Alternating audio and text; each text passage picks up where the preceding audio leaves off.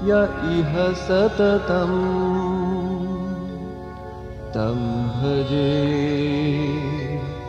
रामकृष्णं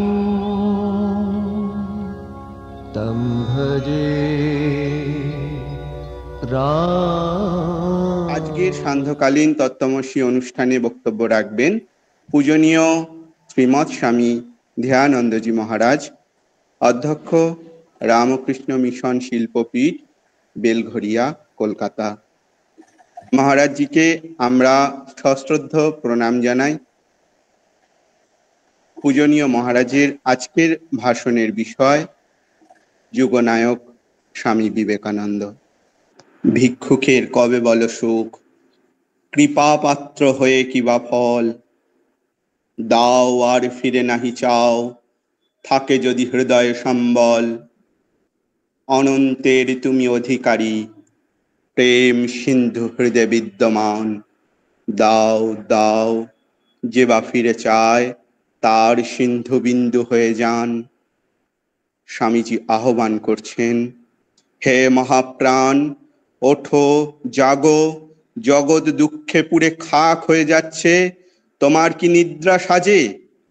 এসো, আমরা ডাকতে থাকি, যতক্ষণ না নিদ্রিত দেবতা জাগ্রত হন, যতক্ষণ না অন্তরের দেবতা বাইরের আহ্বানে সাড়া দেন।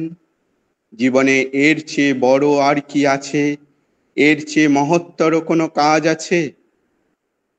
স্বামীজির সেই আহ্বানে যিনি সর্বস্ব ত্যাগ করে মহান সন্ন্যাস ব্রত গ্রহণ করেছেন, দীর্ঘদিন রামকৃষ্ণ মিশন শিল্পপীঠ, বেলঘরিয়া, কলকাতায় থেকে ছাত্রদের কেবল কারিগরি বিদ্যায় পারদর্শী করাননি, তিনি বহু আদর্শ মানুষ তৈরি করেছেন। তিনি মানুষ তৈরির কারিগর। কত উচ্চ আদর্শের মানুষ, কত সন্ন্যাসী তাঁর হাতে তৈরি। তিনি পূজনীয় শ্রীমৎ স্বামী ধ্যানানন্দজি মহারাজ। আমাদের সৌভাগ্য, আজ আমরা মহারাজজিকে আবার পেয়েছি। এখন বক্তব্য রাখবেন পূজনীয় ধ্যানানন্দজি মহারাজ। মহারাজ, আপনি শুরু করতে পারেন।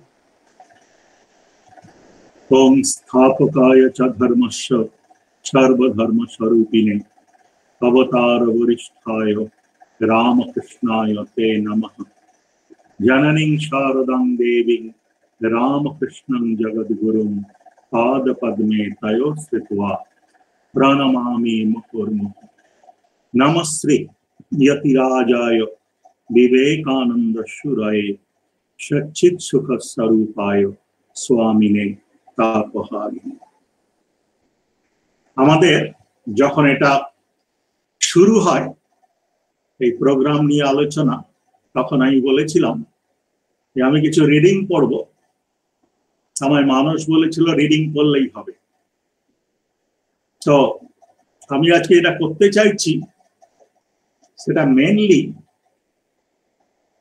লোকজন শুনছে প্রচুর, কিন্তু শুধু শুনে হবে না, নিজে পড়তে হবে, আত্মস্থ করতে হবে, তপস্যা করতে হবে। তপস্যা, আধ্যাত্মিকতা হলো তপস্যার ফলে যে পবিত্রতা জাত হয়, সেই পবিত্রতার ফলস্বরূপ সর্বজীবে ভালোবাসা হয়, সেটা আধ্যাত্মিকতা। ত্যাগ তপস্যা করলে আমাদের মন পবিত্র হয়। এটা একটা সারা জীবনের তপস্যা, একদিন দুদিন নয়, অন্তত 50 বছর। 50 বছর ভগবানের দিকে সৎভাবে মানে সংসারটা আঁকড়ে ধরে কোমরের শেকল বেঁধে ভগবানকে পাওয়া যাবে না। নিজে কনভিন্সড হতে হবে ভোগ আর যোগ দুটো আছে, যে কোনো একটা মন দিয়ে করব, দুটো করা যাবে না। দিয়ে দীর্ঘদিন ধরে আমরা সাধুদের দেখেছি 50 বছর 60 বছর একটা জীবন, একজন ঋষি তৈরি হয়। সেই ঋষি, স্বামীজির সেই অভিপ্রেত ঋষি যে কেউ হতে পারে, শুধু নিজের কাছে একটা প্রতিশ্রুতি, আর কাউকে কিছু দেখানোর নেই, মানে জীবন যাপন। তা আমরা যুগনায়ক বিবেকানন্দ থেকে রিডিং পড়ব, যেগুলো পড়বো সেগুলো বেশ ইন্টারেস্টিং, যাতে সবাই পড়ার অনুপ্রেরণা পায়। দীর্ঘদিন আগে কোভিডের সময় আমরা খুব সিরিয়াসলি বিবেকানন্দ পড়তাম। তখন আমরা ছাত্রদের বলতাম যে স্বামী বিবেকানন্দ জীবনটা একটা সিনেমার মতো দেখতে হবে, পুরো সিনেমার মতো। সেখানে তো অনেকেই জয়েন করেছে, কিছু হোম টাস্ক করতে হবে। প্রথম হোম টাস্ক হচ্ছে যুগনায়ক বিবেকানন্দ বই 3টে নিয়ে একদম 12ই জানুয়ারি 1863 থেকে 4 জুলাই 1902 পর্যন্ত কতগুলো ডেট আছে পরপর একটা কাগজে লিখতে হবে। কতগুলো মানুষ আছে পরপর একটা কাগজে লিখতে হবে। কতগুলো জায়গার নাম আছে পরপর লিখতে হবে। তারপরে কতগুলো ঘটনা আছে সেইগুলো পরপর চিন্তা করতে হবে। মানে অবজেক্টিভ হচ্ছে, আমাকে যদি স্বামী বিবেকানন্দ নিয়ে একটা মুভি করতে বলে তাহলে আমি কি করব। সেই হোম টাস্কটা যে করতে পারবে সে কিন্তু স্বামীজির দিকে অনেকটা এগিয়ে গেছে। আর তার সঙ্গে স্বামীজির সব থেকে অভিপ্রেত জিনিস হচ্ছে গরিব দুঃখের সেবা করা। সেইটা যে করতে পারবে সারা জীবন সমস্ত মন প্রাণ দিয়ে, তাকে স্বামী বিবেকানন্দ জড়িয়ে ধরবেন।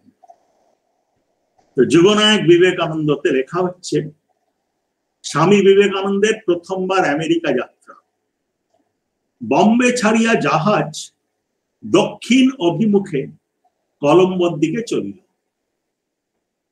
যাত্রা শেষ হইবে অজ্ঞাত আমেরিকার অপরিচিত জনসমাজ মধ্যে। স্বামী বিবেকানন্দ 31শে মে 1893 বম্বে থেকে জাহাজে চড়লেন। যাত্রা শেষ হইবে অজ্ঞাত আমেরিকার অপরিচিত জনসমাজ মধ্যে। যতক্ষণ ভারতের পুণ্যভূমি দৃষ্টিপথে অবস্থিত রহিল, ততক্ষণ তিনি সেদিকে সতৃষ্ণ নয়নে চাহিয়া রহিলেন। আজ যাহারা ভালোবাসিয়া বিদায়কালে এতদূর আসিয়াছে ও যাত্রার সমস্ত ব্যবস্থা করিয়া দিয়াছে, কিংবা যাহারা আসিতে না পারিলেও তাহার সাফল্যের জন্য ভগবানের পাদপদ্মে প্রার্থনা করিতেছে, যাহারা চিরকাল তাহাকে ভালোবাসিয়াছে, তাহাদের সকলের কথা এককালে তাহার স্মৃতিপথে আরূঢ় হইল। প্রাণ ভরিয়া তিনি তাহাদের মঙ্গল কামনা করিলেন। সঙ্গে সঙ্গে নয়নদয় অশ্রু সিক্ত হইল, হৃদয় বিষাদ বেদনায় বিহ্বল হইল। তিনি ভাবিলেন শ্রীরামকৃষ্ণের কথা, শেষে মায়ের কথা, গুরু ভ্রাতাদের কথা, আর ভাবিলেন তাহার প্রিয় ভারতের কথা। স্বামী বিবেকানন্দ, খুব অল্প মানুষই স্বামী বিবেকানন্দের মতো পায়ে হেঁটে বা হোয়াটএভার ভারত ভ্রমণ করেছেন। কেন তিনি ভারত ভ্রমণ করলেন? তার বাকি গুরু ভ্রাতারা কিন্তু এরকম করে ভারত ভ্রমণ করেন। এটা একটা প্রশ্ন, এর উত্তর আমরা পাবো। তিনি ভাবিলেন শ্রীরামকৃষ্ণের কথা, শেষে মায়ের কথা, গুরু ভ্রাতাদের কথা, আর ভাবিলেন তাহার প্রিয় ভারতের কথা। ঐতিহ্যময়, অধ্যাত্ম সম্পদে পরিপূর্ণ, ঋষিদের পদ সঞ্চারে পবিত্রীকৃত ধর্মপ্রসূ জন্মভূমির কথা। এই সমস্ত ছাড়িয়া যাইতে যেন হৃদয় বিদীর্ণ হইতেছিল। ততক্ষণে তিনি দেখিলেন চারিদিকে শুধু সমুদ্রের নীল জলরাশি। তখন দ্বিতীয়বারে আমেরিকা যাইবার পথে যেমন বলিয়াছিলেন, সত্যি তাহলে ত্যাগ ভূমি ছেড়ে ভোগ ভূমিতে চললাম। এবারেও হয়তো আপন মনে ঐরূপ বলিয়াছিলেন, কিন্তু সেখানেও তো তাহার গমন ভোগের জন্য নহে। এরপর মহারাজ লিখছেন, সেখানে রহিয়াছে তাহার জন্য কঠোর কর্তব্য সম্পাদন, ঘাত প্রতিঘাত পূর্ণ জীবন সংগ্রাম, দ্বন্দ্ব প্রতিদ্বন্দ্ব সংকুল বিরামহীন প্রচার ব্রত, ভয়াবহ অনিশ্চয়তা এবং প্রাণপাতী পরিশ্রম। সে তীব্র তপস্যায় তাহার স্বাস্থ্য ভাঙিয়া পড়িবে, আয়ু দ্রুত ক্ষয় হইবে, বিশ্রামের অবকাশ ঘটিবে না। জীবনে তিনি আর 9টি মাত্র বৎসর পাইবেন, তাহাও আবার দুঃখময় ও সমস্যা পরম্পরায় পরিপূর্ণ। কিন্তু সেসব চিন্তায় বিবেকানন্দ কাল কাটাইতে পারেন না। বীর সন্ন্যাসী সাহস ভরে আশাপূর্ণ হৃদয়ে ঠাকুর ও মায়ের শরণ লইলেন।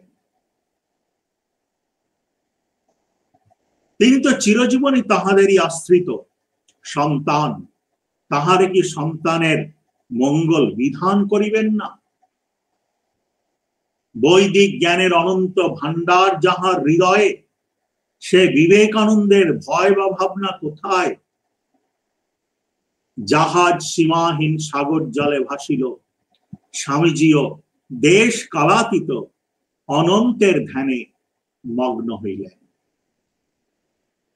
এই স্বামী বিবেকানন্দ সারা ভারত পরিভ্রমণ করলেন।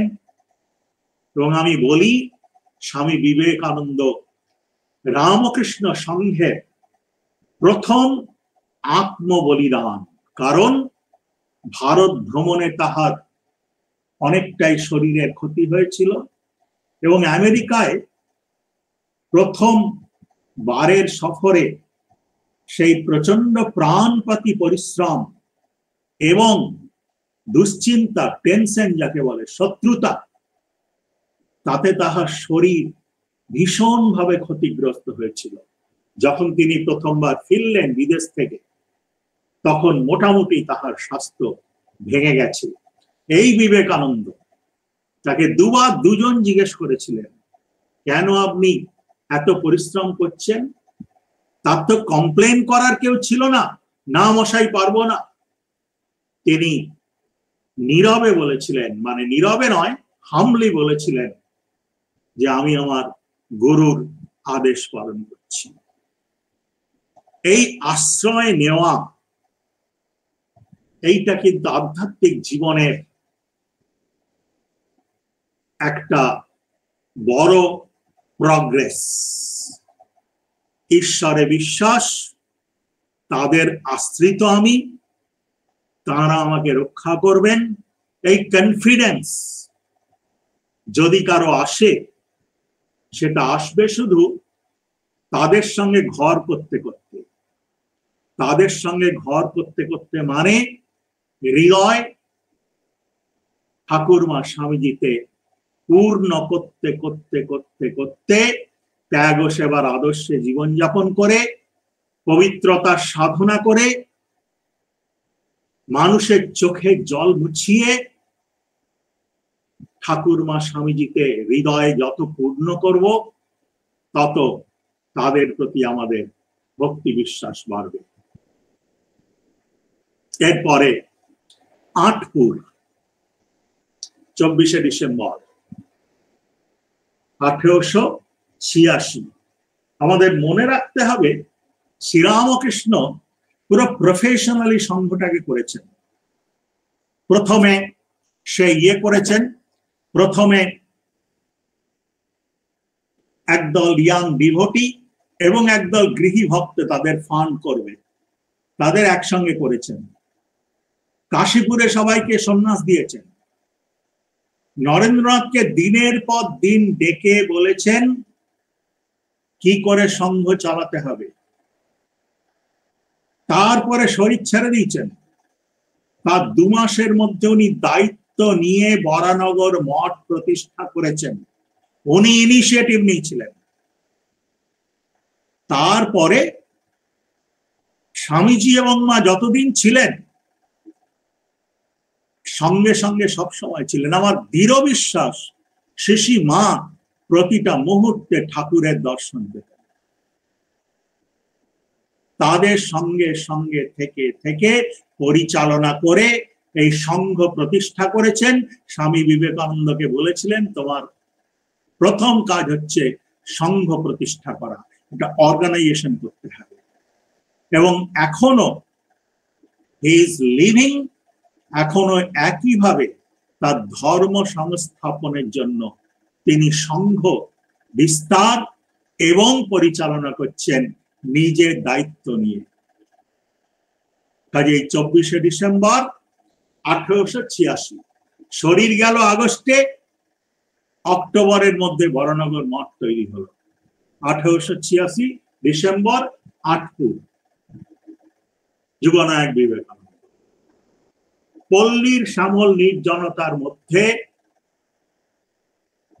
এই শ্রীরামকৃষ্ণ ভক্ত পরিবারে স্বচ্ছন্দে আহার বিহারের সুযোগ পাইয়া ত্যাগী যুবক বৃন্দ ভগবত আরাধনা ও ভগবত চিন্তায় প্রাণ ঢালিয়া দিলেন। শ্রীরামকৃষ্ণের ভালোবাসা, উপদেশ, আদর্শ, জীবন ও তাহার অর্পিত দায়, নিশ্চয়ই তিনি একটা দায়িত্ব দিয়েছিলেন, তাহার অর্পিত দায়। 3টে দায়িত্ব বলভদ্রানন্দজি বলেন, একটা হচ্ছে ভারতকে স্বাধীন করতে হবে, একটা হচ্ছে বিদেশে বেদান্ত প্রচার করতে হবে, এবং 3 নম্বর হচ্ছে একটা সংঘ স্থাপন করতে হবে। তাহার অর্পিত দায় ইত্যাদি তাহাদের অবিরাম আলোচনার বিষয় হইল। শ্রীরামকৃষ্ণের ভালোবাসা, উপদেশ, আদর্শ, জীবন জল জল করছে চোখের সামনে তখন। ও তাহার অর্পিত দায় ইত্যাদি তাহাদের অবিরাম আলোচনার বিষয় হইল। আর সঙ্গে সঙ্গে শাস্ত্র ব্যাখ্যা, স্তব স্তুতি, ভজন, সঙ্গীত, কীর্তন ও জপধ্যান তো চলিতেই থাকিল। এইরূপ একটা জমাট ভাবের আকর্ষণে তাহারা নিজ নিজ পৃথক অস্তিত্ব হারাইয়া নরেন্দ্রনাথের পরিচালনায় এক অখণ্ড চৈতন্য সত্তায় পরিণত হইলেন। নরেন্দ্রনাথের তাহারা নিজ নিজ পৃথক অস্তিত্ব হারাইয়া নরেন্দ্রনাথের পরিচালনায় এক অখণ্ড চৈতন্য সত্তায় পরিণত হইলেন। আদর্শের জন্য নিজেদের উৎসর্গ করলেন এবং নিজের ওই ছোট্ট আমিটুকু সম্পূর্ণ হারিয়ে গেল। ইহারই মধ্যে 24শে ডিসেম্বর 10ই পৌষ শুক্রবার এক অচিন্তনীয় ঘটনার ফলে 8পুর শ্রীরামকৃষ্ণ সংঘের ইতিহাসে অবিস্মরণীয় হইয়া উঠিল। সন্ধ্যার অনেক পরে বাহিরে ধুনি জ্বালিয়া নক্ষত্র খচিত উজ্জ্বল মুক্ত আকাশের নিম্নে ত্যাগী শ্রীরামকৃষ্ণ সন্তান বৃন্দ ধ্যানে নিমগ্ন হইলেন। ধ্যানান্তে তাহারা ঈশ্বর আলোচনায় রত আছেন। এমন সময় নরেন্দ্রনাথ ক্রমে যীশু খ্রিস্টের ত্যাগ তপস্যাপুত অপূর্ব জীবন কথা প্রাণস্পর্শী ভাষায় আদ্যপান্ত অনর্গল বলিয়া যাইতে লাগিলেন। তারপর সেন্ট পল হইতে আরম্ভ করিয়া বিভিন্ন ত্যাগী শিষ্যদের অক্লান্ত পরিশ্রম ও আত্মবিসর্জনের ফলে কিরূপে খ্রিস্ট ধর্ম ও খ্রিস্ট সম্প্রদায় প্রচারিত ও প্রসারিত হইল তাহার ইতিহাস বর্ণনা করিয়া তিনি গুরু ভ্রাতাদিওকে এক ত্যাগৈশ্বর্য মণ্ডিত প্রেরণাময় নবীন রাজ্যে লইয়া গেলেন এবং সকলের নিকট সাগ্রহ আবেদন জানাইলেন তাহারাও যেন যীশু খ্রিস্ট ও তদীয় শিষ্য বৃন্দের ন্যায় পবিত্র জীবন গঠন পূর্বক উহা জগৎ কল্যাণে উৎসর্গ করিতে পারে। কাজে আদর্শটা কি? পবিত্র জীবন গঠন পূর্বক জগৎ কল্যাণে সেই জীবনকে উৎসর্গ করা। সে প্রাণপদ বাগ্মিতার প্রভাবে গুরু ভ্রাতারা উঠিয়া দাঁড়াইলেন ও পরস্পরের সম্মুখে ধুনির লেলিহান অগ্নিশিখাকে সাক্ষী রাখিয়া শ্রী ভগবানের পাদপদ্মে স্বীয় অটুট সংকল্প জানাইলেন, তাহারা সংসার ত্যাগ করিবেন। সম্মুখস্থ অগ্নিশিখা তাহাদের ভাবোজ্জ্বল বদন প্রতিফলিত হইয়া সে আবেগময় প্রতিজ্ঞাকে ভাস্বরতর করিল। সম্মুখস্থ অগ্নিশিখা তাহাদের ভাবোজ্জ্বল বদন প্রতিফলিত হইয়া সে আবেগময় প্রতিজ্ঞাকে ভাস্বরতর করিল।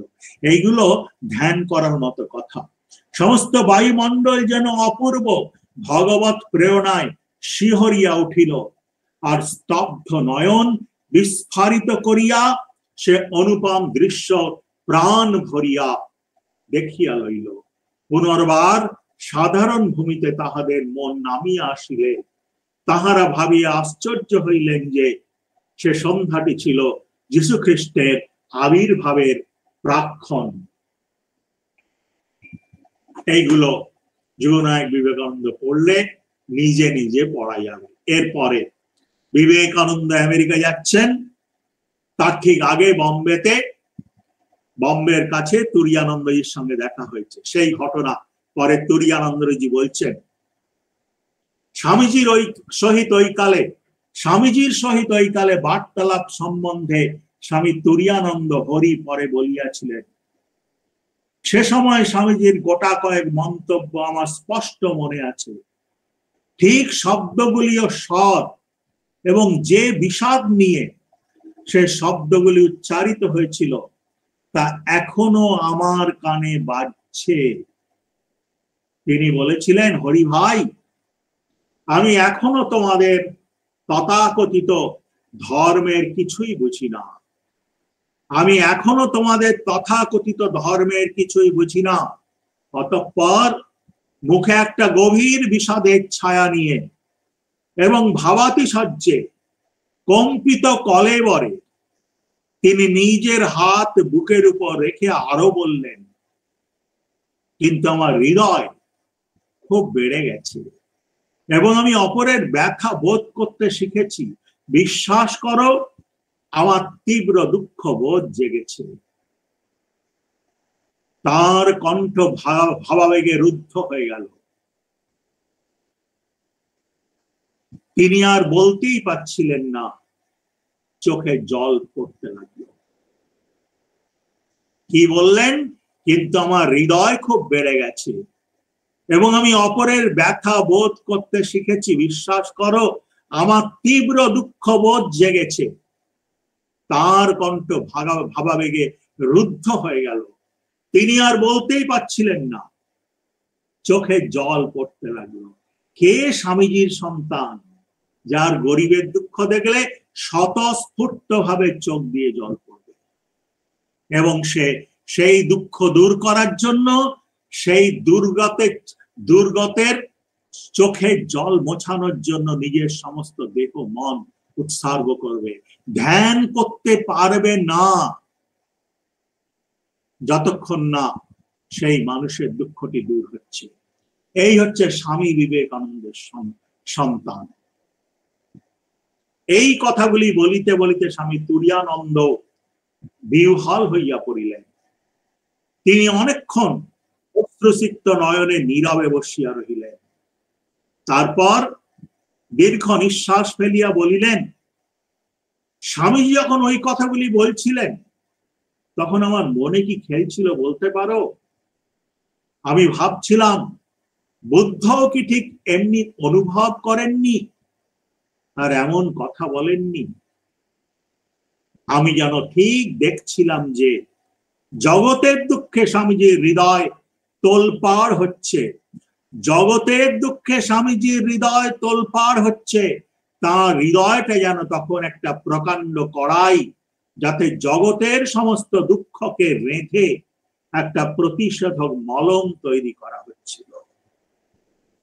জগতের দুঃখে স্বামীজি হৃদয় তোলপাড় হচ্ছে, তার হৃদয়টা যেন তখন একটা প্রকাণ্ড কড়াই, যাতে জগতের সমস্ত দুঃখকে রেঁধে একটা প্রতিষেধক মলম তৈরি করা হচ্ছিল।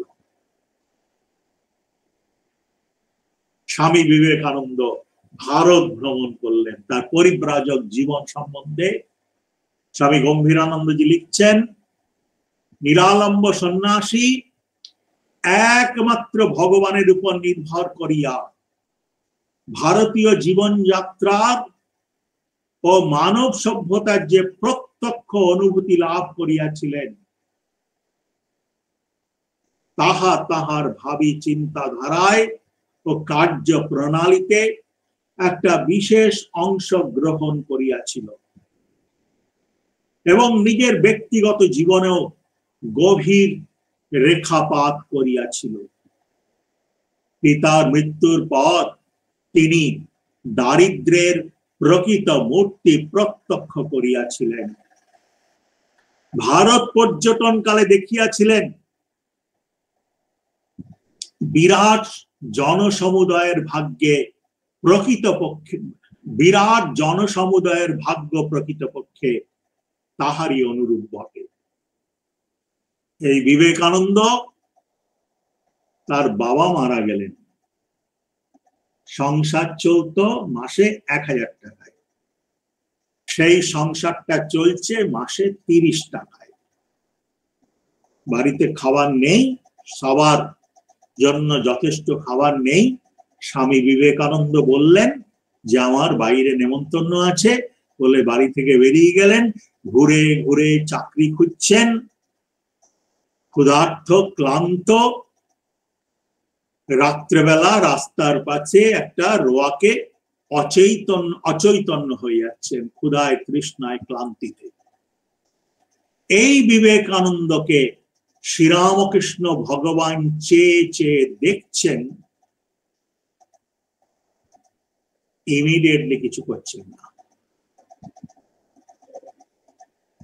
তার বোন অভাবের তাড়নায় আত্মহত্যা করছেন। স্বামীজি যখন আলমোড়ায় ছিলেন, শ্রীরামকৃষ্ণ চেয়ে চেয়ে দেখছেন, কিছু করছেন না। কাজেই যারা ভগবানের আশ্রিত, তাদের ভগবান যত দুঃখ কষ্ট দেবেন সবটাই তার কৃপা, যাতে আমরা আরো তার দিকে এগিয়ে যেতে পারি। জীবন মানে হলো কিছু অভিজ্ঞতা, বিভিন্ন রকম অভিজ্ঞতার মধ্যে দিয়ে আমরা সত্যের দিকে এগিয়ে যাই। তো বলছেন, পিতার মৃত্যুর পর তিনি দারিদ্র্যের প্রকৃত মূর্তি প্রত্যক্ষ করিয়াছিলেন। ভারত পর্যটন কালে দেখিয়াছিলেন বিরাট জনসমুদায়ের ভাগ্য প্রকৃতপক্ষে তাহারই অনুরূপ বটে। আর তিনি বুঝিয়াছিলেন ভারতের জনগণ শ্রীহীন হইলেও ধর্ম বিমুখ নহে। তারা খেতে পায় না, কিন্তু তারা ধর্ম বিমুখ নহে, তাহা ধার্মিক। এই যে কোটি কোটি লোক আমাদের কুম্ভ স্নানে গেল, তার মধ্যে অধিকাংশই তথাকথিত শিক্ষিত নয়। এইটাই ভারতের ইনহারেন্ট স্পিরিচুয়ালিটি, যেটা অন্যান্য দেশে পাওয়া ভীষণ কঠিন।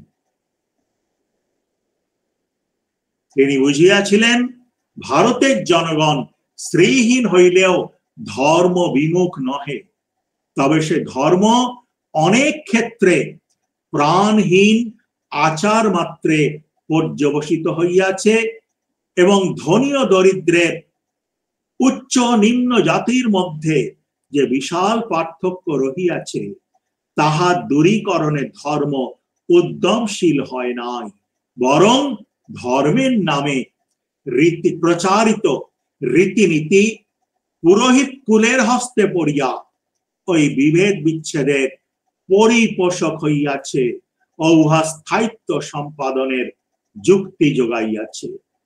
এই সুদীর্ঘ, এটা খুব ইন্টারেস্টিং, এই সুদীর্ঘ ভ্রমণকালে অনেকখানি সময় তিনি কোটিমাত্র বস্ত্রাবৃত সন্ন্যাসীর বেশেই কাটাইয়াছিলেন। পরে যে স্বদেশ মন্ত্রে তিনি লিখছেন, কোটিমাত্র বস্ত্রাবৃত হইয়া, এই সুদীর্ঘ ভ্রমণকালের অনেকখানি সময় তিনি কোটিমাত্র বস্ত্রাবৃত সন্ন্যাসীর বেশেই কাটাইয়াছিলেন। আর তাহার সঙ্গী ছিল শুধু হয়তো একখানি শ্রীরামকৃষ্ণের ছবি এবং একখানি গীতা, আর চির সাথী ছিল বুভুক্ষা অনিশ্চয়তা।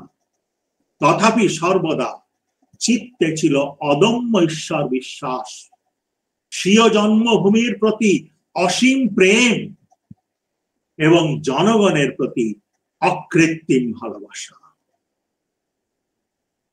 তাহার সঙ্গী ছিল শুধু হয়তো একখানি শ্রীরামকৃষ্ণের ছবি এবং একখানি গীতা, আর চির সাথী ছিল বুভুক্ষা ও অনিশ্চয়তা।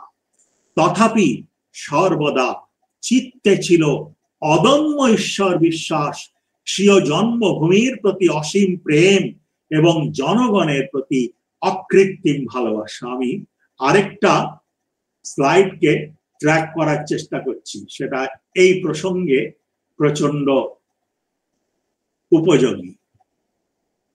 এইটা নয়, জাস্ট এ মিনিট, একটু দেখি।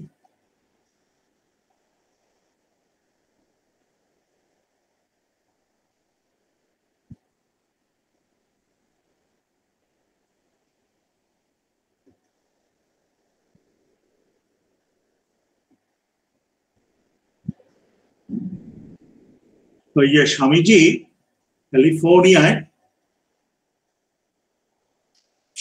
ক্যালিফোর্নিয়ায় যখন বলছেন, ওপেন সিক্রেট বলে একটা টক দিচ্ছেন, তখন স্বামীজি বলছেন, আমাদের মনে হতে পারে যে তিনি তো রাজপ্রাসাদেই কাটিয়েছিলেন। স্বামী বিবেকানন্দ তো রাজপ্রাসাদেই দিন কাটিয়েছিলেন, তাহলে তার এত বুভুক্ষা কোথায়? সেইটা স্বামীজি পরে বলছেন। জাস্ট এ মিনিট, সবগুলো তো পড়া যাবে না, কিছু কিছু যেগুলো খুঁজে পাওয়া যাচ্ছে না। এনিওয়ে, এরপরে বরানগর মঠের তপস্যা। বরানগরের দারিদ্র্যের বর্ণনা করিতে গিয়া স্বামী বিবেকানন্দ বহু পরে একদিন বলিয়াছিলেন, খরচপত্রের অনটনের জন্য কখনো কখনো মঠ তুলে দিতে লাঠালাঠি করত। শশীকে কিন্তু কিছুতেই ওই বিষয়ে রাজি করাতে পারলুম না। শশীকে আমাদের মঠের কেন্দ্র স্বরূপ বলে জানবি, এক একদিন মঠে এমন অভাব হয়েছে যে কিছুই নেই, ভিক্ষা করে চাল আনা হলো তো নুন নেই, এক একদিন শুধু নুন ভাত চলেছে, তবু কারো ভ্রুক্ষেপ নেই। জপ ধ্যানের প্রবল তোড়ে আমরা তখন সব ভাসছি, তেলাকুচো পাতা সেদ্ধ নুন ভাত এই মাসাবধি চলেছে। আহা, সেসব কি দিনই গেছে? সে কঠোরতা দেখলে ভূত পালিয়ে যেত।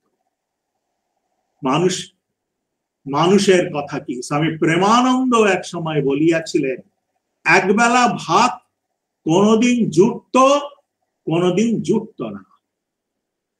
থালা বাসন তো কিছু নেই। বাড়ির সংলগ্ন বাগানে লাউ গাছ, কলা গাছ ঢের ছিল। দুটো লাউ পাতা কি একখানা কলা পাতা আনতে গেলে উড়ে মালি যা তা বলে গাল দিত। শেষে মানকচুর পাতায় ভাত ঢেলে তাই খেতে হতো। তেলাকুচো পাতা সিদ্ধ আর ভাত, তা আবার মান পাতায় ঢালা। কিছু খেলেই গলা কুটকুট করত, এত যে কষ্ট ভ্রুক্ষেপ ছিল না। পূজা, ধ্যান, জপ, কীর্তন সর্বক্ষণ চলেছে। এই হচ্ছে আদর্শ। তারা সদ্য শ্রীরামকৃষ্ণকে দেখেছিলেন, কাজেই তাদের ওই রকমই জীবন। এখন কি হলো, সুরেশ মিত্রি এবং বলরাম বসু টাকা দিতেন, তারপর তারা মারা গেলেন। তখন স্বামী বিবেকানন্দ প্রমোদ দাস মিত্রকে লিখলেন, তিনি রেসপন্ড করলেন। তখন এরা কি করলেন, তখন এরা সব গুরু ভাইরা তীর্থে তীর্থে বেরিয়ে গেলেন মঠ ছেড়ে। শুধু শশী মহারাজ আর দু একজন, শশী মহারাজ আর দু একজন সন্ন্যাসী রয়ে গেলেন। এইভাবে আস্তে আস্তে বরানগর মঠ চলেছে। তখন গিরিশ ঘোষ মাস্টারমশাই এবং আরো কিছু ভক্ত, তারা নিজেদের সাধ্যমতো পয়সা দিয়ে চালিয়েছিলেন। এরপর সেই বলরাম বাবুর মৃত্যু সংবাদে স্বামীজির চক্ষে অশ্রু বিসর্জন হইতে দেখিয়া প্রমোদা বাবু বলিয়াছিলেন, আমাদের না আধ্যাত্মিক জীবন মানে হচ্ছে হৃদয়। Intellect is necessary. তপস্যা করলে কি হয়, শার্পেনিং অফ ইন্টেলেক্ট, বুদ্ধি প্রখর হয়। এক্সপ্যান্ড আর স্ট্রেংথেনিং অফ উইল, মনের জোর বাড়ে। আর 3 নাম্বার হচ্ছে expansion of heart. Strengthening of will, sharpening of intellect, and expansion of heart. The expansion of heart is most important in spiritual life. যার হৃদয়টা বেড়ে বেড়ে সারা পৃথিবী ছড়িয়ে গেছে, সে পারফেক্ট। বলরাম বাবুর মৃত্যু সংবাদে স্বামীজির চক্ষে অশ্রু বিসর্জন হইতে দেখিয়া প্রমোদা বাবু বলিয়াছিলেন, আপনি সন্ন্যাসী হয়েও এত শোকাকুল কেন? সন্ন্যাসীর পক্ষে শোক প্রকাশ করা অনুচিত। স্বামীজি হাতে উত্তর দিয়াছিলেন, বলেন কি, সন্ন্যাসী হয়েছি বলে হৃদয়টা বিসর্জন দেব? প্রকৃত সন্ন্যাসী হৃদয় সাধারণ লোকের হৃদয় অপেক্ষা বরং আরো অধিক কোমল হওয়া উচিত। হাজার হোক, আমরা মানুষ তো বটে। আর তাছাড়া তিনি যে আমাদের গুরু ভাই ছিলেন। যে সন্ন্যাসের হৃদয় পাষাণ করতে শিক্ষা দেয়, আমি সে সন্ন্যাস গ্রাহ্য করি না। এইগুলো শুধু স্বামী বিবেকানন্দের ক্ষেত্রে সত্যি নয়, এগুলো যে কোনো সাধকের ক্ষেত্রে সত্যি। এরপর স্বামীজি বলছেন, পৃথিবীর সকল জাতি 2টি বড় সমস্যার সমাধানে নিযুক্ত। এই 2টির মধ্যে কোনটি জয়ী হইবে? জীবন সংগ্রামে প্রেমের জয় হইবে না ঘৃণা? ভোগের জয় হইবে না ত্যাগের? জ্বর জয়ী হইবে না চৈতন্য জয়ী হইবে?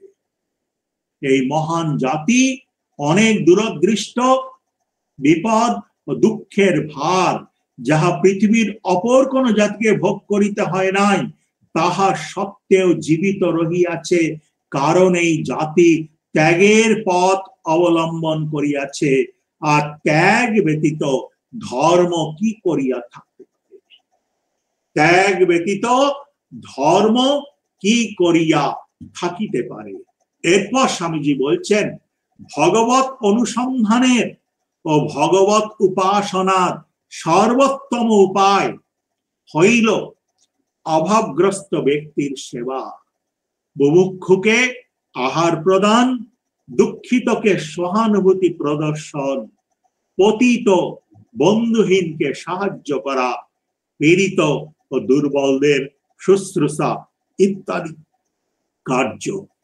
ভগবত অনুসন্ধানের ও ভগবত উপাসনার সর্বোত্তম উপায় হইল অভাবগ্রস্ত ব্যক্তির সেবা, বুভুক্ষুকে আহার প্রদান, দুঃখিতকে সহানুভূতি প্রদর্শন, পতিত বন্ধুহীনকে সাহায্য করা, পীড়িত দুর্বলদের শুশ্রূষা ইত্যাদি কার্য।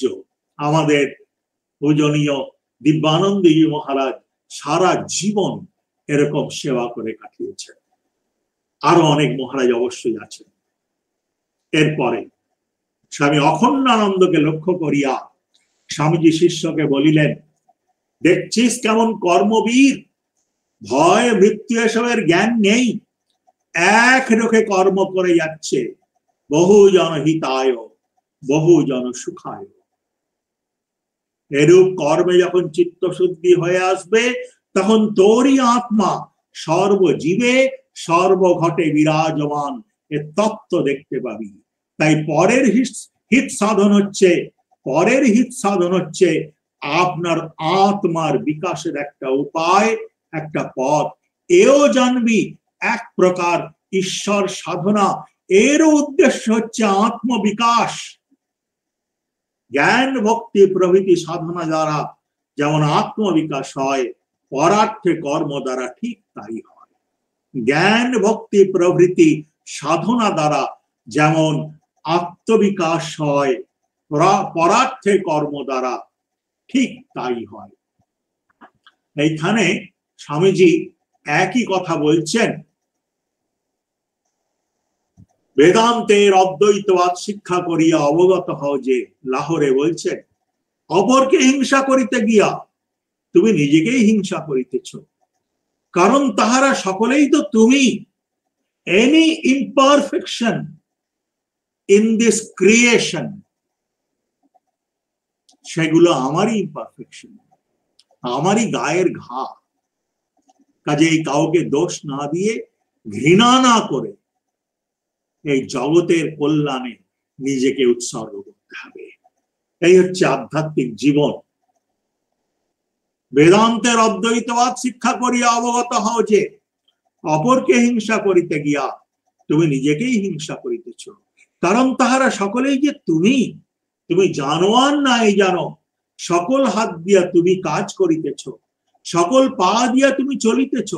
তুমি রাজা রূপে প্রাসাদে সুখ সম্ভব করিতেছ, আবার তুমি রাস্তার ভিখারি রূপে দুঃখের জীবন যাপন করিতেছ। অজ্ঞ ব্যক্তিতেও তুমি, বিদ্বানেও তুমি, দুর্বলের মধ্যেও তুমি, সবলের মধ্যেও তুমি। এই তত্ত্ব অবগত হইয়া সকলের প্রতি সহানুভূতি সম্পন্ন হও। যেহেতু অপরকে হিংসা করিলে নিজেকে হিংসা করা হয়, সেই জন্য কখনো অপরকে হিংসা করা উচিত নয়। শ্রী মা বলছেন, সবাইকে আপনার করে নাও। স্বামীজি সন্ন্যাসীর গীতিতে বলছেন যে, সকলেতে তুমি, তোমাতে সকল। এই হচ্ছে আদর্শ। 25শে মার্চ 1898 তারিখে মার্গারেট নোবেলকে স্বামী বিবেকানন্দ ব্রহ্মচর্য দীক্ষা দিয়াছিলেন এবং তাহার অপূর্ব আত্মনিবেদন স্মরণ করিয়া সেই দিন হইতে তাহার নাম রাখিয়াছিলেন নিবেদিতা। লোক সমাজে মার্গারেট নোবেল অতঃপর ভগিনী নিবেদিতা নামে সুপরিচিতা হইয়া ভারতের স্নেহ, প্রীতি ও শ্রদ্ধা পূর্ণ মাত্রায় অর্জন করিয়াছিলেন। আজ কেহ ভাবিতেই পারে না যে নিবেদিতা ভারতের নহেন। সেদিনকার দীক্ষা সম্বন্ধে ভগিনী নিবেদিতা লিখিয়াছিলেন, একদিন মঠের ঠাকুর ঘরে যে ব্রত দীক্ষা হইয়াছিল, তাহা ইহাদের মধ্যে একজনের পক্ষে যেন অবিস্মরণীয় হইয়া থাকে। সেদিন বলিতে পারা যায় যে, যেন এক নবজীবন লাভের প্রথম সোপান হিসেবে তিনি, স্বামীজি, ওই ব্যক্তিকে প্রথমে শিব পূজা শিখাইলেন, নিবেদিতাকে প্রথমে শিব পূজা শিখাইলেন এবং পরিশেষে এই অনুষ্ঠানের পরিসমাপ্তি হিসেবে তাহার দ্বারা বুদ্ধের চরণে অঞ্জলি প্রদান করাইলেন। তাহার নিকট যত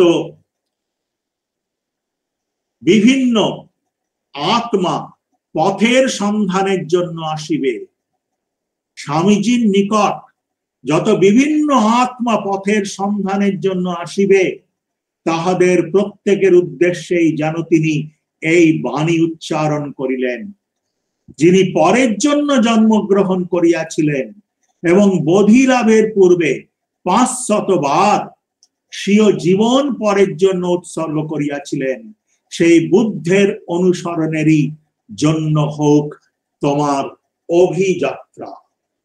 যিনি পরের জন্য জন্মগ্রহণ করিয়াছিলেন এবং বোধিলাভের পূর্বে 500 বার স্বীয় জীবন পরের জন্য উৎসর্গ করিয়াছিলেন, সেই বুদ্ধের অনুসরণের জন্য হোক তোমার অভিযাত্রা।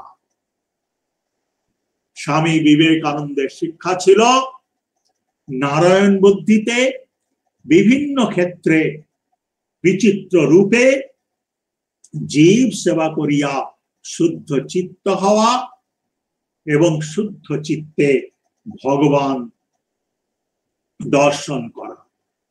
নারায়ণ বুদ্ধিতে বিভিন্ন ক্ষেত্রে বিভিন্ন রূপে জীব সেবা করিয়া শুদ্ধ চিত্ত হওয়া এবং শুদ্ধ চিত্তে ভগবত দর্শন করা।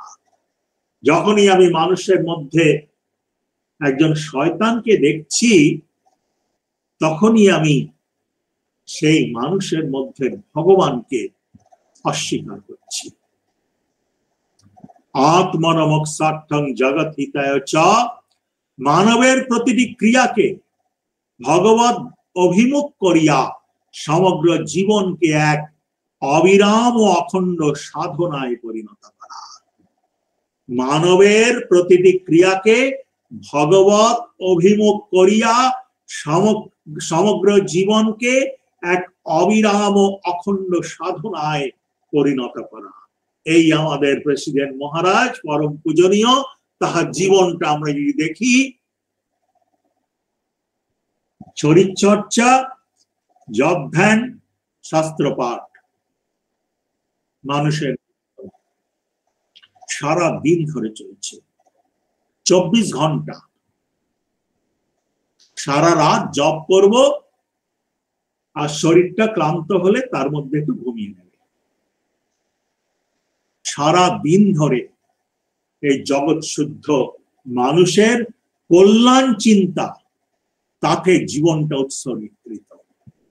আমাদের সন্ন্যাসীরা সকালে জপ ধ্যান করেন, তারপর চ্যান্টিং করেন, তারপর শরীরচর্চা করেন, তারপর প্রাতরাশ, তারপর শাস্ত্রপাঠ। জপ ধ্যান, চ্যান্টিং, শরীরচর্চা, প্রাতরাশ, শাস্ত্রপাঠ।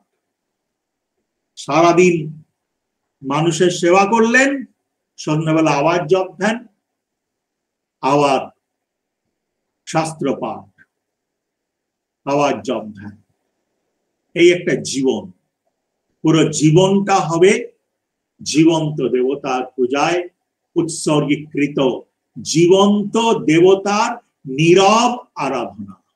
এই যে বলছেন সমগ্র জীবনকে এক অবিরাম ও অখণ্ড সাধনায় পরিণত করা, জীবন্ত দেবতার নীরব আরাধনা।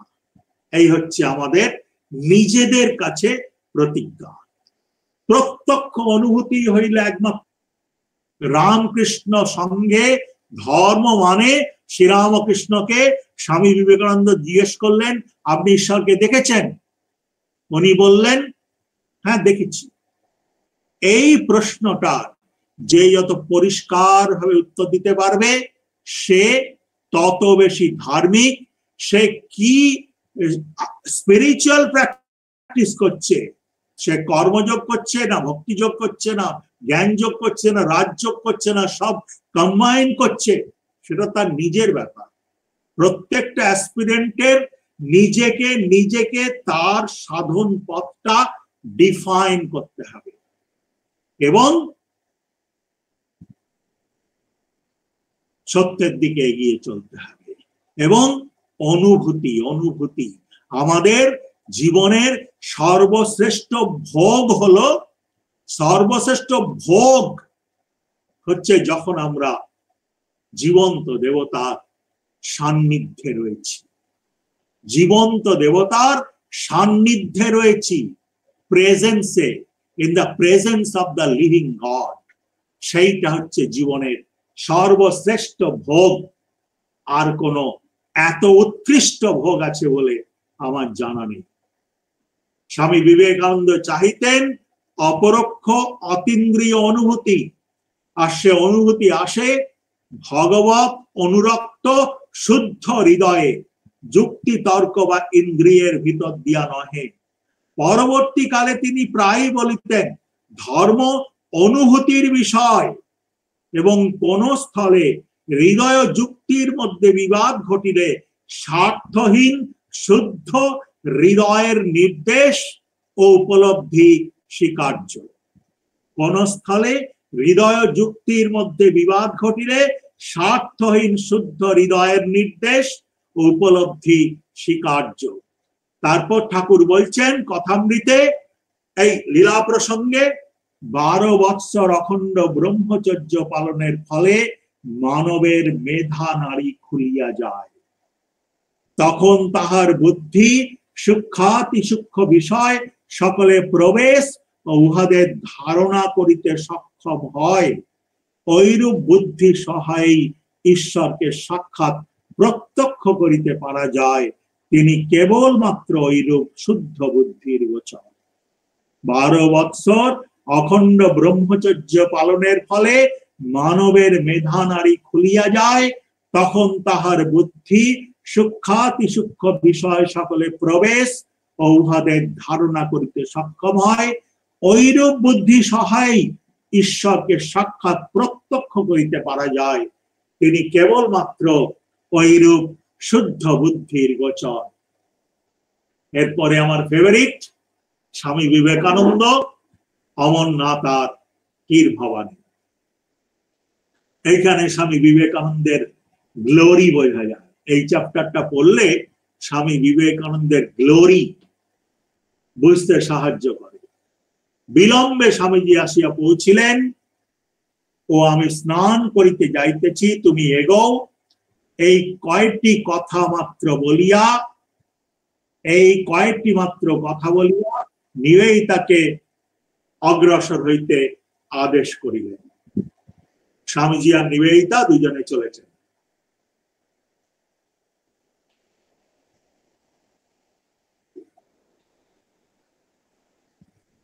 স্বামীজি একটু অন্য পথ দিয়ে গিয়েছিলেন। বিলম্বে স্বামীজি আসিয়া পৌঁছিলেন, আমি স্নান করিতে যাইতেছি, তুমি এগোও। এই কয়েকটি মাত্র কথা বলিয়া নিবেদিতাকে অগ্রসর হইতে আদেশ করিলেন। অর্ধ ঘন্টা পরে তিনি শীতে কাঁপিতে কাঁপিতে গুহা মধ্যে প্রবেশ করিলেন। বিরাট গুহার সূর্য কিরণ রহিত এক অংশে বিশাল তুষার লিঙ্গের সম্মুখে দাঁড়াইয়া তাহার মনে হইল তিনি সাক্ষাৎ মহাদেবের প্রত্যক্ষ দর্শনে ধন্য হইয়াছেন। বিরাট গুহার সূর্য কিরণ রহিত এক অংশে বিশাল তুষার লিঙ্গের সম্মুখে দাঁড়াইয়া তাহার মনে হইল তিনি সাক্ষাৎ মহাদেবের প্রত্যক্ষ দর্শনে ধন্য হইয়াছেন। আমাদের মন যত পবিত্র হবে, আমরা তত ভগবানের লিভিং প্রেজেন্স অনুভব করব। না হলে বহু পুণ্যার্থী দেখতে যাচ্ছেন অমরনাথ, কিন্তু ওখানে মহাদেবের জীবন্ত উপস্থিতি হৃদয় পবিত্র না হলে বোঝা যাবে না। তাহার অঙ্গ তখন ভস্মাবৃত, পরিধানে কৌপিন ব্যতীত অন্য বস্ত্র নাই। গুহা তখন মহাদেবের স্তুতিবাদে ও হর হর বম বম রবে মুখরিত। স্বামীজি ভক্তি বিহ্বল চিত্তে অপরের অলক্ষিতে কয়েকবার সাষ্টাঙ্গ প্রণাম করিয়া লইলেন এবং অতঃপর একটা ভাবাবেগ সামলাইবার জন্য অকস্মাৎ দ্রুত পদে বাহিরে নির্গত হইলেন। তাহার বদন মণ্ডল তখন আরক্তিম, চক্ষের সম্মুখে শিবলোকের সমস্ত দ্বার যেন উদ্ঘাটিত হইয়া গিয়াছে। তিনি দেবাদিদেবের শ্রীচরণ স্পর্শ করিয়াছেন। তিনি পরে বলিয়াছিলেন যে পাছে তিনি মূর্ছিত হইয়া পড়েন, এই জন্য নিজেকে শক্ত করিয়া ধরিয়া রাখিতে হইয়াছিল। কিন্তু তাহার দৈহিক ক্লান্তি এত অধিক হইয়াছিল যে জনৈক ডাক্তার পরে বলিয়াছিলেন তাহার হৃৎপিণ্ডের গতিরোধ হইবার সম্ভাবনা ছিল, কিন্তু তৎপরিবর্তে উহা চিরদিনের জন্য বর্ধিতায়ন হইয়া গিয়াছিল, হারটা বেড়ে গেছিল। অর্ধ ঘন্টা পরে নিবেদিতা কয়েক সহৃদয় নাগা বন্ধুর সহিত বসিয়া জলযোগ করিতে করিতে স্বামীজি নিবেদিতাকে বলিয়াছিলেন, আমি কি আনন্দ উপভোগ করিয়াছি। আমার মনে হইয়াছিল যে তুষার লিঙ্গটি সাক্ষাৎ শিব, আর তথায় কোন বিত্তাপহারী ব্রাহ্মণ পান্ডা ছিল না, কোন ব্যবসায় ছিল না, কোনো কিছু খারাপ ছিল না। সেখানে কেবল নিরবচ্ছিন্ন পূজার ভাবই ছিল। আর কোন তীর্থক্ষেত্রেই আমি এত আনন্দ উপভোগ করি নাই। তিনি তখন সর্বদা শিব ভাবে বিভোর থাকিতেন, আর মুখে অনুক্ষণ শিব মহিমা কীর্তিত হইত। মহাদেব চিরকালই তাহার উপাস্য ছিলেন। অমরনাথ সে ভাব প্রবাহে বন্যা আনিয়াছিলেন। মহাদেব চিরকালই তাহার উপাস্য ছিলেন। বাচ্চা বয়স থেকে শিবের বরে তার জন্ম হয়েছিল। অমরনাথ সে ভাব প্রবাহে বন্যা আনিয়াছিলেন। ক্ষীর ভবানীতে স্বামী বিবেকানন্দ কঠোর তপস্যায় নিমগ্ন হইয়াছিলেন, যেন প্রতিজ্ঞা করিয়াছিলেন কাজ কর্মে ব্যস্ত থাকায় আধ্যাত্ম অনুভূতির উপর যে প্রলেপ পড়িয়াছিল বলিয়া বোধ হইতেছিল, উহা তিনি নিঃশেষে ছিন্ন করিয়া ফেলিতে কৃত সংকল্প। তিনি তখন আর কর্মী, উপদেষ্টা বা জননেতা নহেন, শুধু সন্ন্যাসী। মার নিকট ক্ষুদ্র অসহায় শিশু, এইটি হচ্ছে আইডিয়া, আমাদের আদর্শ। মার নিকট ক্ষুদ্র অসহায় শিশু। ওই কয়েকদিন তিনি দেবীর নিকট প্রত্যহ হোম করিতেন। এক মন দুগ্ধের দ্বারা ক্ষীর প্রস্তুত করিয়া তন্ডুল, বাদাম প্রভৃতির সহিত ভোগ দিতেন। সাধারণ ভক্তের ন্যায় বসিয়া বহুক্ষণ মালা জপ করিতেন এবং একটি ব্রাহ্মণের শিশু কন্যা নিত্য উমা রূপে তাহার পূজা পাইত। দেবীর নিকট প্রত্যহ হোম করিতেন। এক মন দুগ্ধের দ্বারা ক্ষীর প্রস্তুত করিয়া তন্ডুল, বাদাম প্রভৃতির সহিত ভোগ দিতেন। সাধারণ ভক্তের ন্যায় বসিয়া বহুক্ষণ মালা জপ করিতেন এবং একটি ব্রাহ্মণের শিশু কন্যা নিত্য উমা রূপে তাহার পূজা পাইত।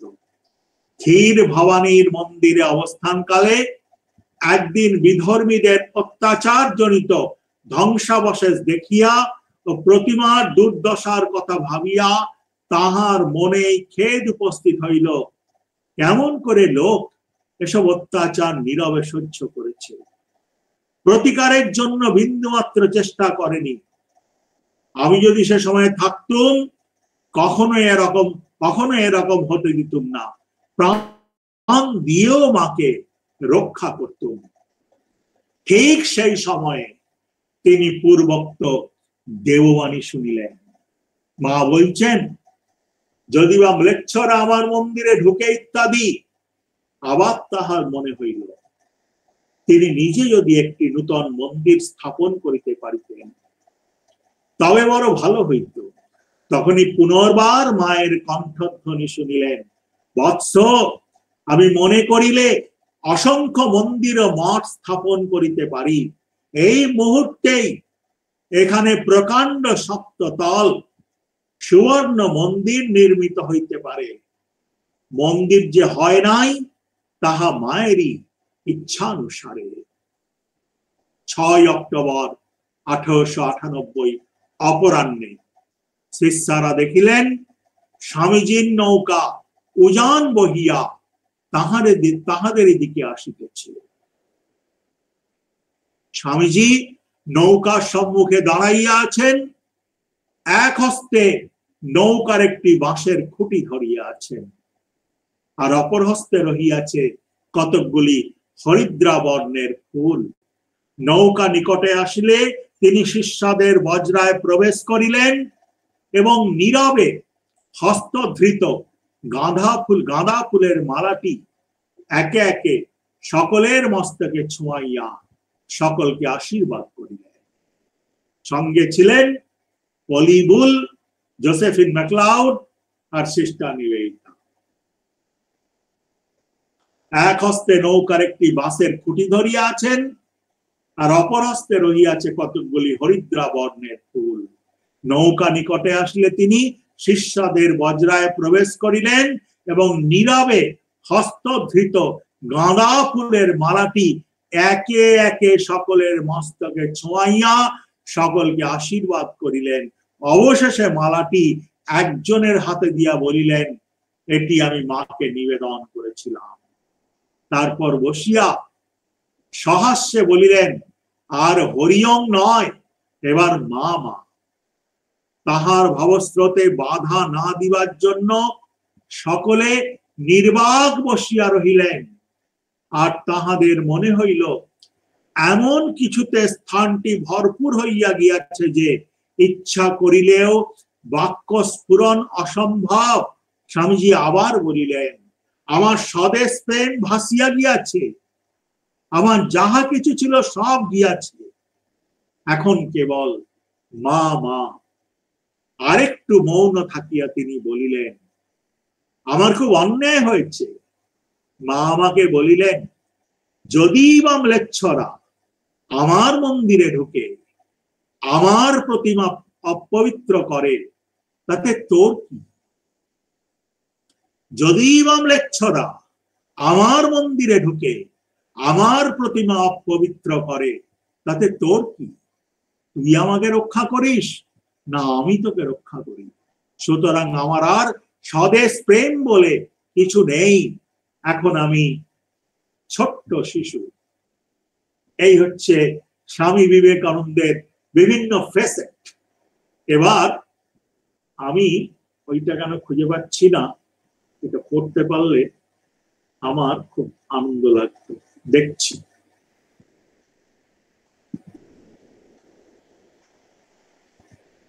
এটা পড়ে প্রায় আমাদের সময় শেষ হয়ে গেছে।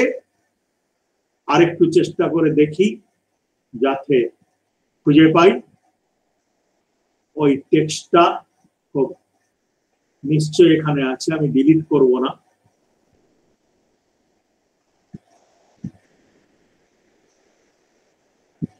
এটা মায়ের কথা, এটাও স্বামীজির কথা।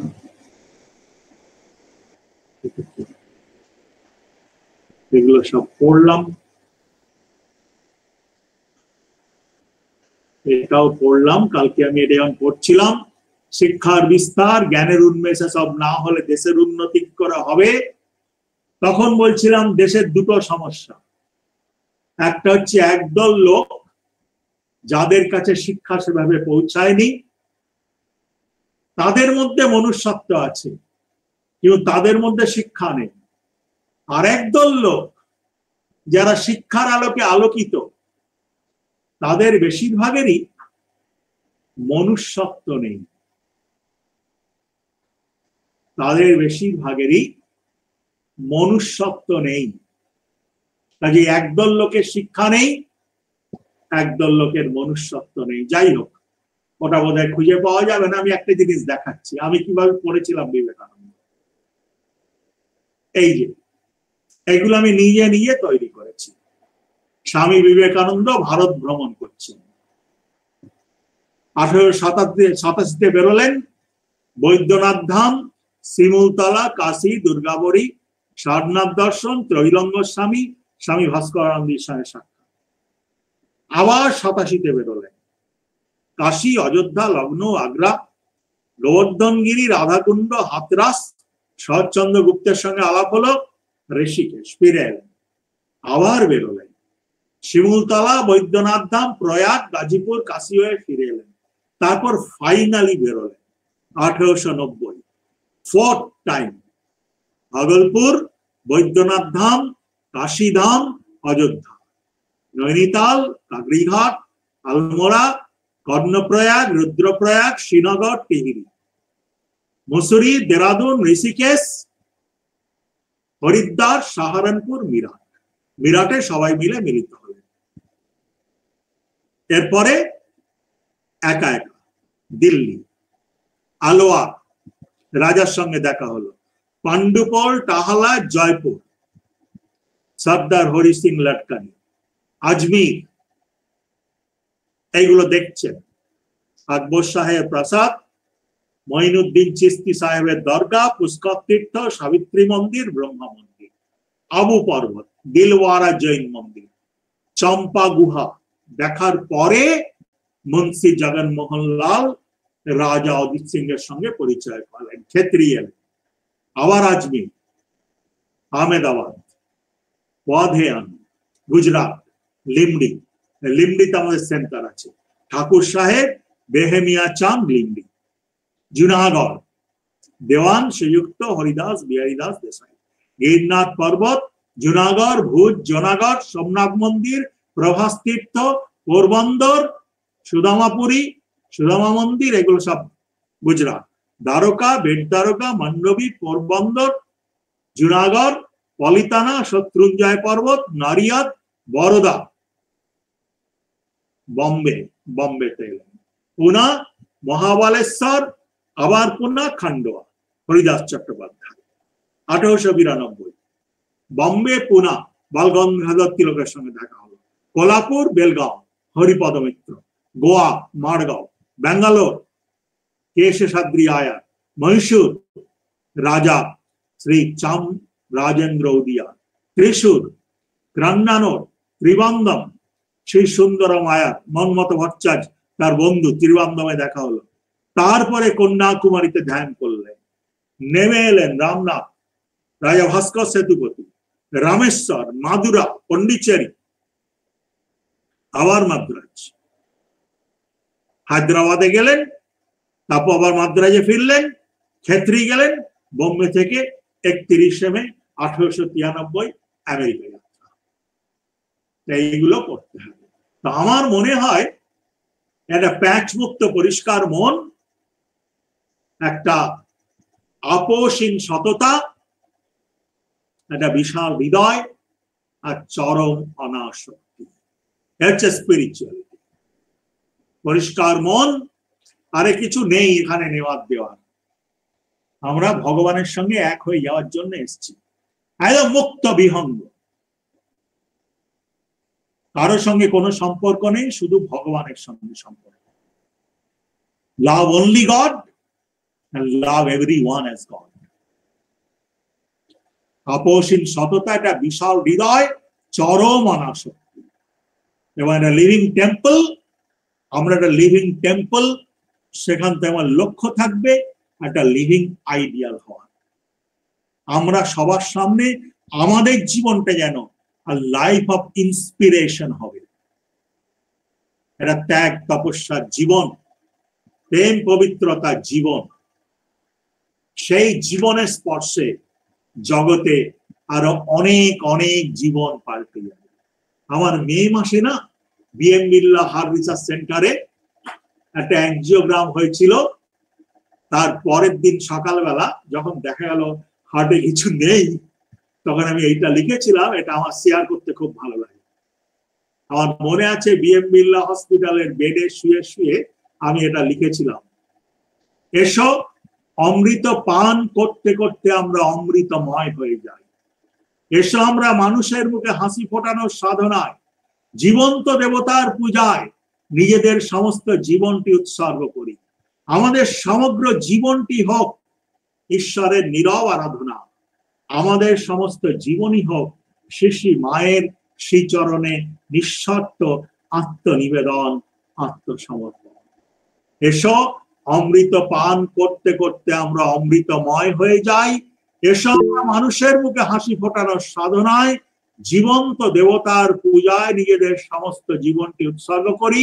আমাদের সমগ্র জীবনটি হোক ঈশ্বরের নীরব আরাধনা, আমাদের সমস্ত জীবনই হোক শ্রী মায়ের শ্রীচরণে নিঃস্বার্থ আত্মনিবেদন, আত্মসমর্পণ। With this, I conclude today's talk. Thank you for your time.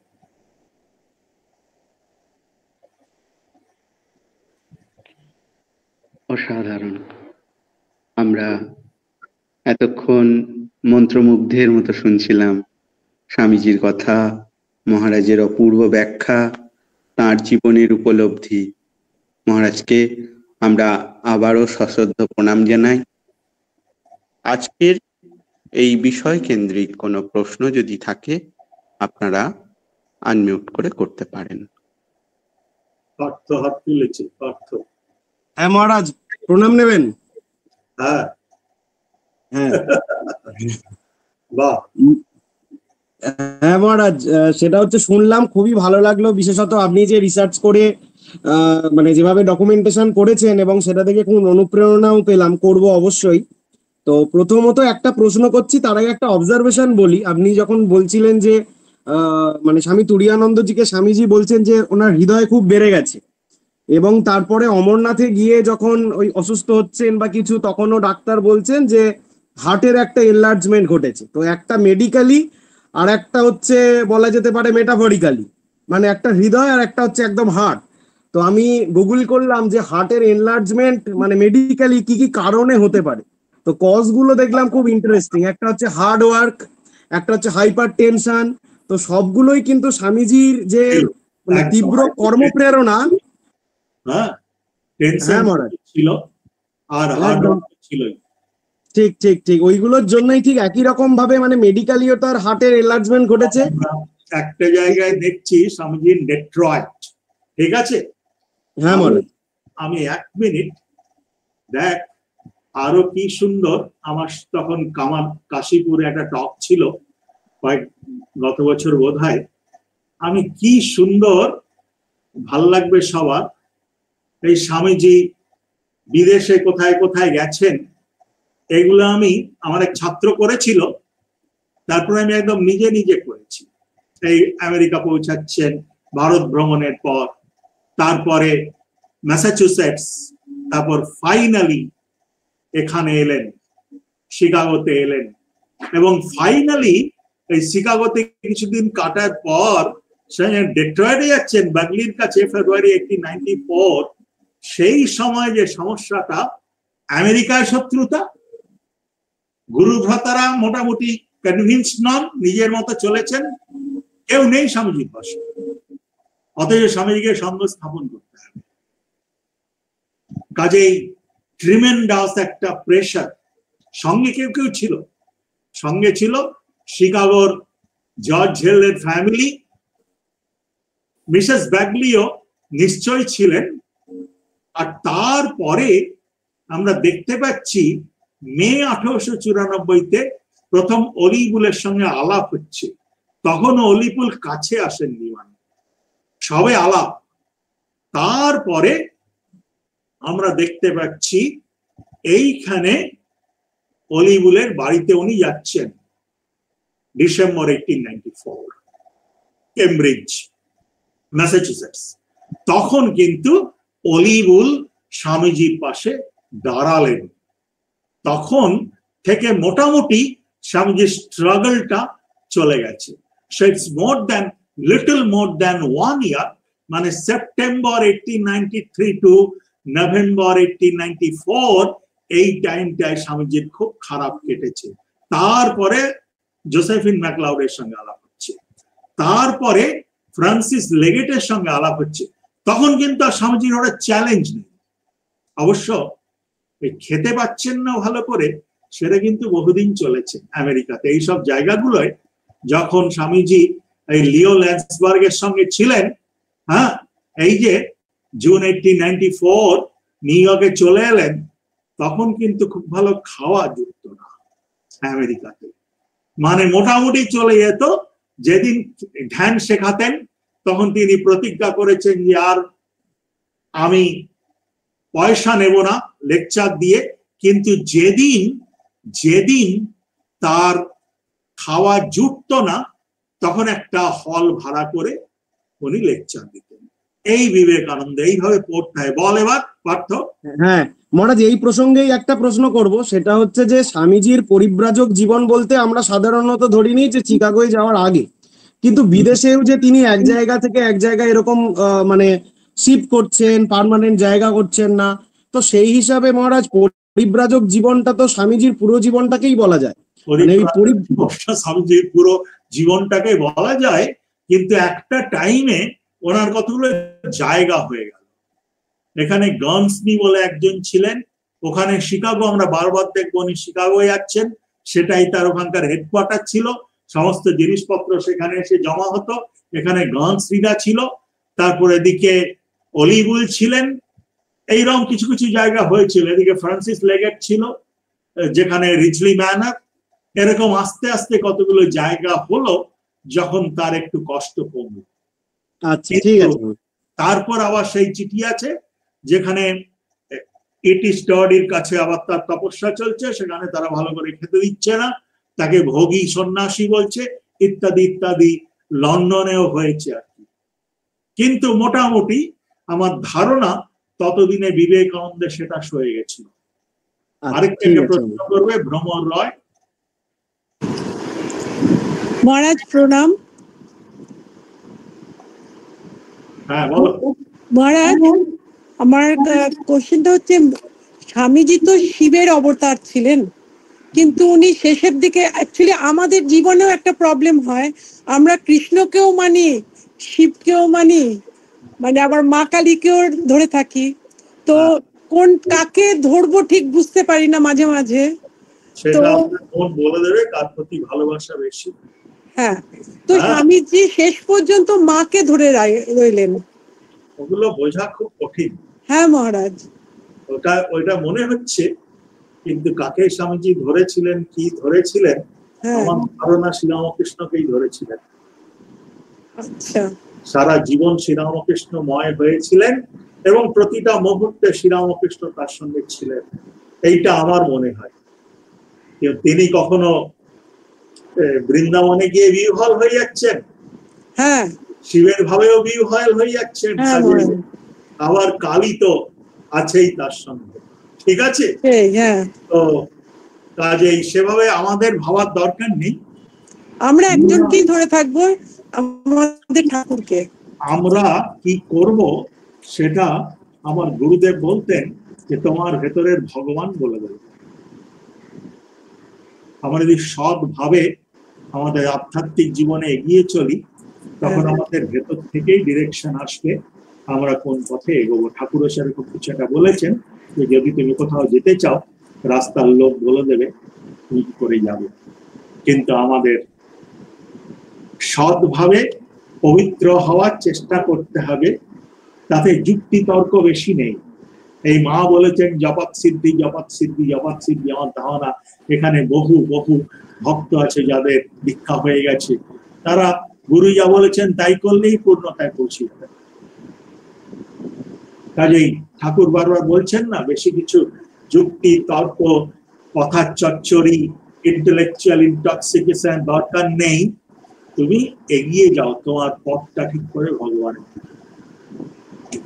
এবং সেটা আমার ধারণা যে কোনো সিরিয়াস অ্যাসপিরেন্ট নিজে নিজে পারবে। আন্তরিকতাটা দরকার। হ্যাঁ মহারাজ, আমার এটা কনফিউশন ছিল, আপনার কথাটা শুনে ঠাকুর আমাদের সেই আশীর্বাদটা করুন। হ্যাঁ, আন্তরিকতা দরকার। হ্যাঁ প্রণাম মহারাজ। গভীরভাবে চিন্তা করা দরকার, বইগুলো পড়ে নিজের জীবনের আদর্শ ডিফাইন করা দরকার, এবং নিজের জীবনের আদর্শটা যখন ডিফাইন করব তখন আমরা দেখতে পাবো যে এই পথে চললে আমি ভগবানে পৌঁছাবো। তখন আর বেশি চিন্তা ভাবনা না করে সেই পথে দ্রুত গতিতে হাঁটা। আর কারো কোনো প্রশ্ন আছে বলে আমার মনে হয় না। So we can conclude this today. Suman. হ্যাঁ মহারাজ, এখন ধন্যবাদ জ্ঞাপন করবেন শ্রী মহাদেব কোলে। নমস্কার। প্রথমে ঠাকুর মা স্বামীজির পাদপদ্মে জানাই আমার ভুলুণ্ঠিত প্রণাম। আজকে ইয়ং সোলজার্স অফ স্বামীজি আয়োজিত তত্ত্বমসী অনুষ্ঠানে যুগনায়ক বিবেকানন্দের উপরে যে স্বামী পরম পূজনীয় স্বামী বিবেকানন্দজি মহারাজ যে বক্তব্য রাখলেন, মহারাজজিকে জানাই আমার সশ্রদ্ধ প্রণাম। হৃদয়গ্রাহী মনোমুগ্ধ বক্তব্যের মাধ্যমে আমাদের আবিষ্ট করে রেখেছিলেন। ওনার উচ্চারিত শব্দ আমাদেরকে নাড়িয়ে দিয়ে গেছে, যেমন শরীরচর্চা, জপ ধ্যান ও সদ্গ্রন্থ পাঠের মধ্যে দিয়ে জীবন গড়ন। প্রত্যক্ষ অনুভূতি হলো ধর্ম এবং আধ্যাত্মিকতা। মন পবিত্র হলে ভগবানের উপস্থিতি অনুভূত হবে, বা 12 বছর ব্রহ্মচর্য পালন করলে বিশেষ বুদ্ধির উন্মেষ হবে। এছাড়াও স্বামীজি এবং তার গুরু ভাইদের যে সাধন পথে দৃঢ়তা, তেলাকুচো পাতা সেদ্ধ ভাত খাওয়ার পরেও এবং মানকচুর পাতায় গলা কুটকুট হওয়ার পরেও তাদের সাধনায় যে কঠোরতা, সেটা আমাদেরকে জানতে সাহায্য করেছেন। সর্বশেষে আর একটা জিনিস যেটা দেখা গেল, শিক্ষা ও মনুষ্যত্ব একে অপরের বিপরীত ধর্মী। ঠাকুর মা স্বামীজির কাছে প্রার্থনা করি যাতে আমাদের উপস্থিত সকলের শিক্ষা এবং মনুষ্যত্ব একে অপরের পরিপূরক হয়ে উঠতে পারে। মহারাজকে অনুরোধ করি আমাদের এই অনুষ্ঠানে পুনরায় আসার জন্য। ধন্যবাদ জানাই ইয়ং সোলজার্স অফ স্বামীজি ও শারদীয়া নারী জাগরণের উপস্থিত সকল সদস্য ও সদস্যগণকে উপস্থিত হয়ে এই অনুষ্ঠানটিকে সাফল্যমণ্ডিত করে তোলার জন্য।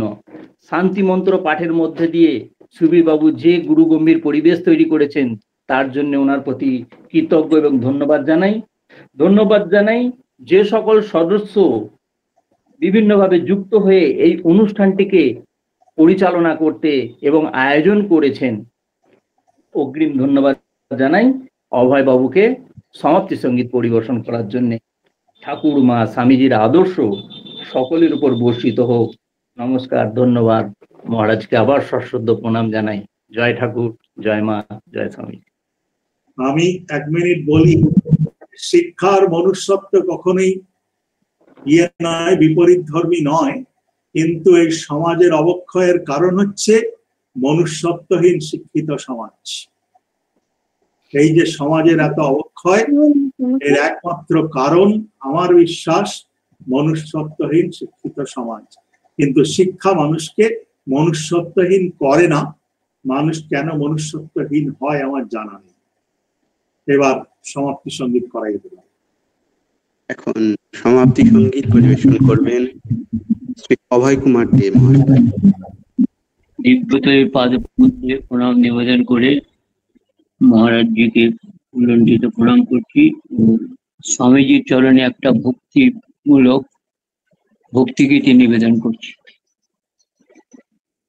विवेकानंद तुम नर रूपी नारायण, तुमको मेरा प्रणाम। विवेकानंद तुम नर रूपी नारायण, तुमको मेरा समाहि सुख तुम त्यज कर आए, समाहि सुख तुम त्यज कर आए। त्याग और सेवा सिखाने के लिए, युग धर्म स्थापना के लिए आए हो तुम धरा पर, आए हो तुम धरा पर। विवेकानंद तुम नर रूपी नारायण, तुमको मेरा प्रणाम। शिव अवतारो नाम वीरेश्वर, जीव ही शिव किए किए हो प्रचार। शिव अवतार ही नाम वीरेश्वर, जीव ही शिव किए हो प्रचार। भेद भाव मेरे मन से हटाइए, भेद भाव मेरे मन से हटाइए, मुझ पर कृपा कीजिए, मुझ पर कृपा कीजिए। विवेकानंद तुम नर रूप नारायण, तुमको मेरा प्रणाम। विवेकानंद तुम नर रूपी नारायण, तुमको मेरा प्रणाम। अमृत की संतान तुम सब, अमृत की संतान तुम सब, कोई नहीं छोटा कोई नहीं बड़ा, कोई नहीं छोटा कोई नहीं बड़ा। उठो जागो लक्ष्य प्राप्त करो, उठो जागो लक्ष्य प्राप्त करो। स्वामी जी की जय जय कीजिए, स्वामी जी की जय जय कीजिए। विवेकानंद तुम नर रूपी नारायण, तुमको मेरा प्रणाम। विवेकानंद तुम नर रूपी नारायण, तुमको मेरा प्रणाम।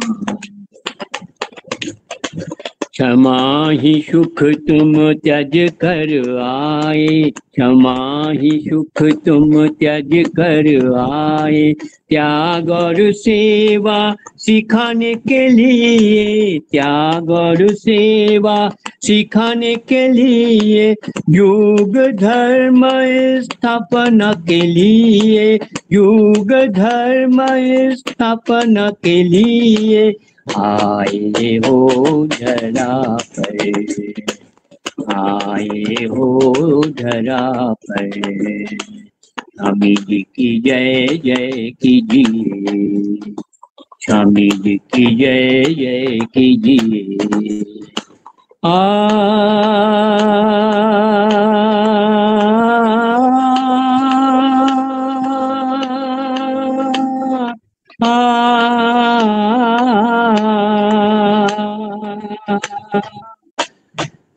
जय स्वामी जी, जय ठाकुर, जय माँ, जय सबाई। जय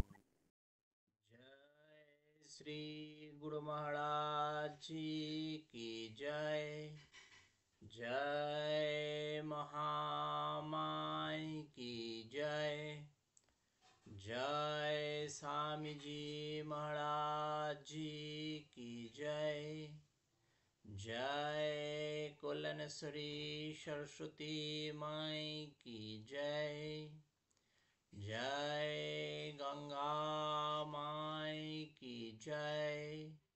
ओम शांति शांति शांति। हरि ओम तत्सत। श्री राम कृष्ण अर्पणमस्तु।